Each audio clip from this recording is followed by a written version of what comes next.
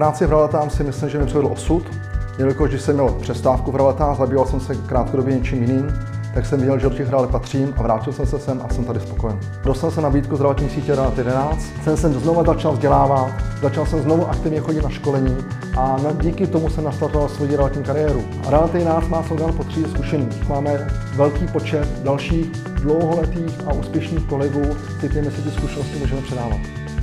Jeden z mých dobrých realitních úspěchů považuji takový příběh, díky kterému jsem právě 2 nemovitosti. Vždycky jsem tvrdil a tvrdím i makléřům ve svém týmu, i když třeba ta nabídka není exkluzivně, s tou nabídkou se nějakým způsobem má pracovat. Jednou za 2 týdny tomu majiteli zavolat, popovídat si, jak se má, jaká je ta situace a říkáme makléřům, pracujte všichni exkluzivně, je to nejlepší. Samozřejmě mohou být nějaké výjimky a v té době jedna z těch výjimek byla, jsme si s tím majitelem nějakým způsobem padli do voka. Mělo to tehdy asi 19 realitních kanceláří, já jsem si s tím majitelem jednou za 2 týdny zavolal, kolik tam bylo prohlídek a tak dále. A já jsem byl jediný z těch realitních kanceláří, který tam neměl žádnou prohlídku.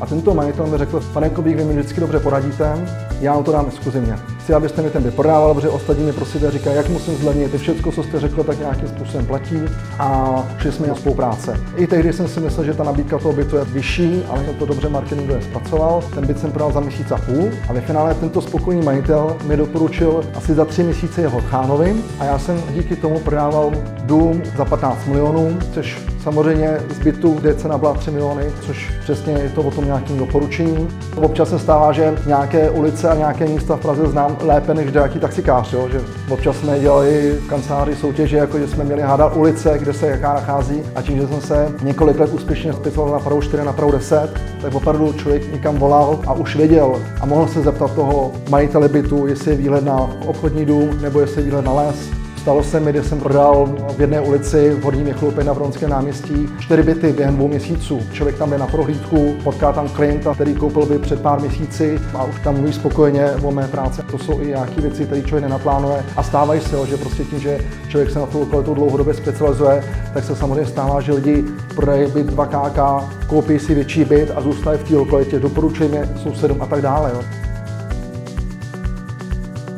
Jsem měl jednu dobu pod sebou tým asi 14 makléřů, ale již nyní vím, že lepší mít menší tým s lidmi, kteří jsou s různou praxí, mají různé vlastnosti, radši budu mít několik menších týmů než jeden velký. A i s těmi lidmi pracovat individuálně. Když vidím, že jsou spokojení s tím, jak já jim poradím, tak vidím, že jsou pravděpodobně spokojení s mojí spolupráci.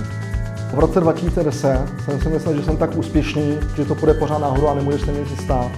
Pak jsem spadl rychle z kopce dolů a postupně jsem se během posledních pár let začal zvedat nahoru a jsem rád, že jsem svou realitní kariéru znovu nastartoval. Chci být nějakým způsobem finančně nezávislý, ale nechci být jeden z těch, který práci v realitách budou pouze zneužívat.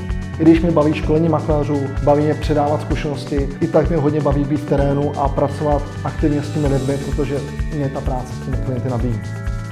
Práce v realitách je důležitá v tom, že člověk poznává stále a stále dokola nové lidi, i když často říká to samé, ale lidi mají různé reakce, člověk musí dávat různé odpovědi a důležité je, pokud jsou spokojení klienti, což by být měli, tak i z klientů se postupně můžou stávat kamarádi, přátelé. Není to o tom, že skončí obchod a s lidmi se přestáváme potkávat. Z klientů můžou být i budoucí kolegové. Měl jsem majitele, kterému jsem prodal byt a pozemek, pár měsíců na to u mě začal dělat makléře. Je důležité nemít peníze na prvním místě, protože pokud je spokojenost klienta, ty peníze přijdou sami. A pokud si to člověk bude pamatovat, bude úspěšný a může to dlouho vydržet. Obchodní značky Realit 11 tvrdím stále a mám takovou zpětnou vazbu od klientů, je líbivá, je svěží. Já celou dobu tvrdím, že je makačka být jednička a 2 jedničky jsou více jak 1 a proto pracuji v Realit 11.